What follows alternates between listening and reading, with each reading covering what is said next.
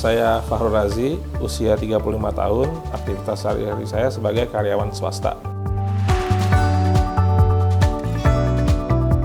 Awalnya itu saya melihat air kencing saya itu seperti ada pasirnya. Nah, itu masih agak-agak was-was. Tapi ketika saya pulang kerja melihat air kencingnya makin keruh, makin menjadi was-was, sehingga ketika subuh saya merasakan sakit nyeri di bawah perut. Sudah ada tanda-tanda sepertinya ini. Makanya saya langsung datang ke Rumah Sakit Jakarta. Ketika sampai di Rumah Sakit Jakarta, saya langsung diarahkan untuk melakukan tes darah, tes urin, USG, dan ronsen torak. Dan setelah hasil diagnosa keluar, kemudian diinfokan bahwa ada seperti batu ginjal. Setelah dicek ada batu ginjal, diinfokan akan dicek oleh Dr. Karina, dokter urologi dari Rumah Sakit Jakarta. Ketika saya di UGD, rasa nyeri di perut saya itu seperti dililit-lilit gitu, kayak dipelintir. Setelah diberikan obat nyeri, akhirnya sudah agak menurun.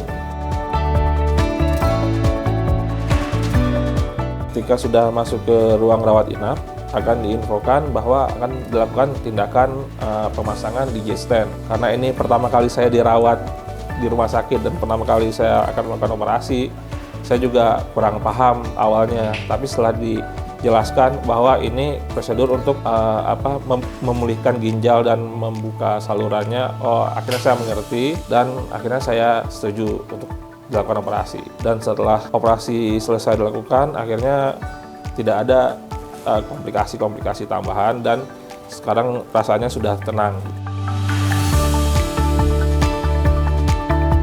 Dulunya saya sering ke sini untuk medical check up seperti biasa karena lokasinya dekat dengan domisili saya dan sehingga saya lebih percaya untuk kualitas dokter-dokter di Rumah Sakit Jakarta. Dan sehari setelah operasi saya sudah merasa kembali sehat, operasi berjalan dengan lancar dan tidak ada rasa sakit sama sekali. Untuk semua yang merasakan hal yang sama seperti sakit di bagian perut dan mendapat diagnosa batu ginjal, jangan takut untuk melakukan operasi karena pasti dokter lebih paham daripada kita sendiri sih.